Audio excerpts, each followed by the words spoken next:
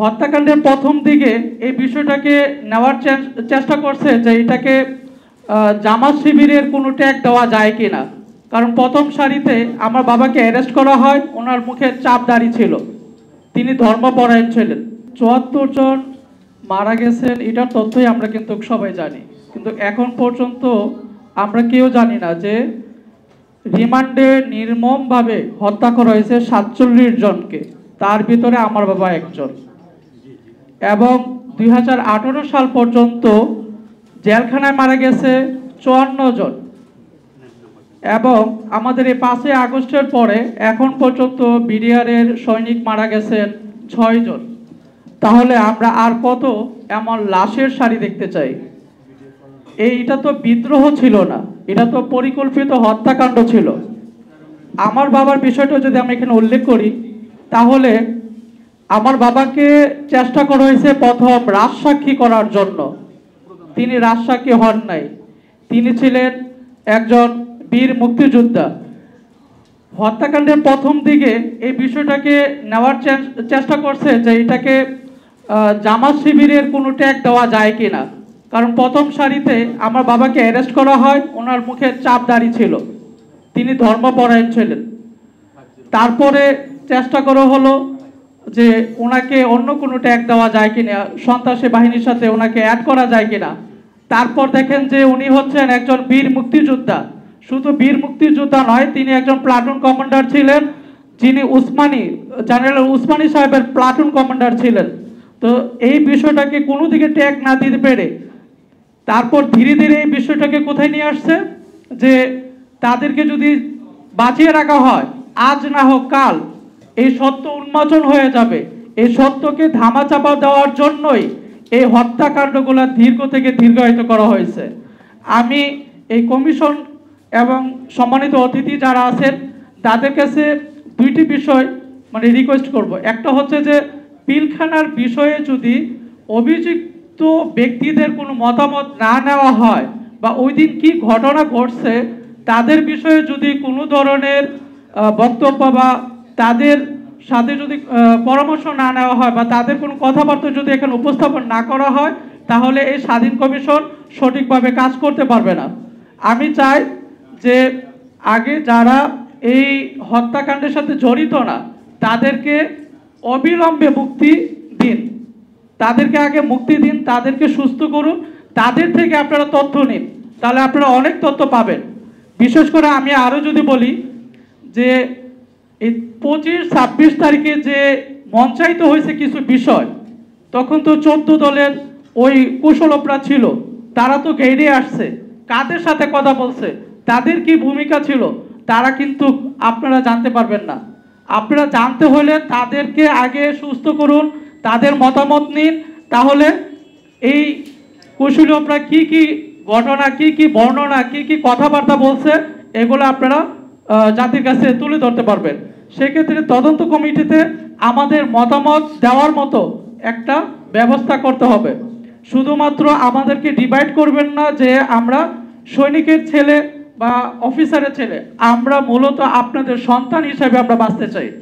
এখানে অফিসার বা সৈনিক এই ধরনের কোনো শব্দ যেন আমরা প্রয়োগ না পাই। আমি একজন সন্তান, আমার মায়ের এবং বাবার, আমার বাবার কলিগ, সে অফিসার হোক আর যেই হোক, আমরা চাই ন্যায় বিচার, আমরা চাই ন্যায্যতা।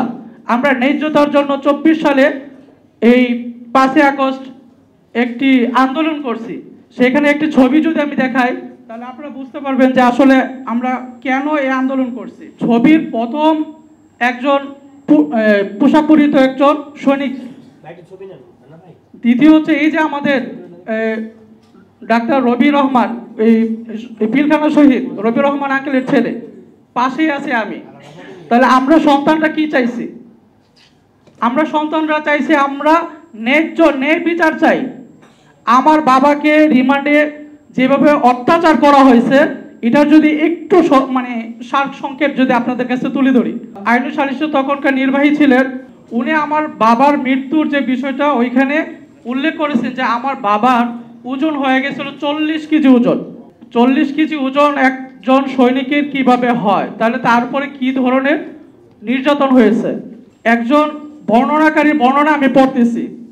আমি মনে করি যে ডিএডি আব্দুর রহিম যে সারা রাত হাত করা লাগিয়ে সিলিংয়ে ঝুলিয়ে রাখা ছিল, আমি জানি না যে তিনি কিভাবে সে রাতে বেঁচে ছিলেন, এটাই অস্বাভাবিক দেখাচ্ছিল। তাদেরকে মারার মূল কারণগুলো কি ছিল? সত্যকে কি ধামাচাপা দেওয়া? এখনো যদি সত্যকে যদি আমরা ধামাচাপা দিতে চাই তাহলে আমাদের এটা দুর্ভাগ্য। আন্দোলন করেছি 5 আগস্ট পর্যন্ত যে একটা সত্য উন্মোচন করার জন্য।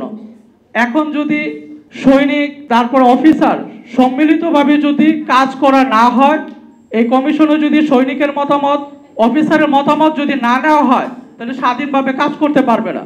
আমি চাই সকলের মতামত এখানে যেন নেওয়া হয়। আর যে যারা জেলখানায় আছেন তাদের মধ্যে এখন অনেকেই প্যারালাইসিসড, যেন তাদেরকে একটা জামিনের ব্যবস্থা করা হয়। তখনই তাদের বয়স ছিল 56 বছর, 16 বছর পর তাদের বয়স এখন 70 আপ হয়েছে। এখন আমি অ্যাডভোকেট হিসাবে এতটুকু জানি যে তাদের বয়স বিবেচনা হইলেও তাদেরকে জামিন দেওয়া যায়। তারা যদি কোথাও পালিয়ে যায় তাহলে আমাকে আগে আপনারা জেলখানায় রাখুন, তারপর তাদেরকে মুক্তি দিন। যদি আমাকে আগে জিম্মায় রাখুন, জেলখানায় রাখুন, তাদেরকে মুক্তি দিন, তাদেরকে চিকিৎসা করুন, তাদের মধ্য থেকে আপনারা বক্তব্য নিন যে ওই দিন কী ঘটনা ঘটছে। তা না হলে এই সত্য আপনারা কখনো জানতে পারবেন না। 18,520 জন যে পরিবার আছে মানবতা জীবনযাপন করতেছে, তাদের জন্য একটি বিশেষ ইউনিট গঠন করেন আপনাদের নেতৃত্বে। এই যে দেশে যে ষড়যন্ত্র হচ্ছে, এই আজকে রিকশালিক আসছে, আনসালিক আসতেছে, এই ধরনের ষড়যন্ত্রগুলো মোকাবেলা করার জন্য সচিবালয়ের আগুন লাগানো থেকে বিরত রাখার জন্য দেশপ্রেমিক এই সৈনিকগুলোকে আপনারা বিশেষ ইউনিট গঠন করে তাদেরকে কাজে লাগান। তাদের এখন পর্যন্ত একটা অপরাধের কোনো জিডি নাই। এটা আপনারা বাংলাদেশের ম্যাপ আছে, এই ম্যাপের প্রত্যেকটা থানায় প্রত্যেকটা ফাঁড়িতে আপনারা দেখেন, যদি তাদের বিরুদ্ধে কোনো জিডি পান তাহলে তাদেরকে নেওয়ার দরকার নেই। তাহলে তারা প্রত্যেকটা পরীক্ষায় পাশ করছেন বলে আমি মনে করি।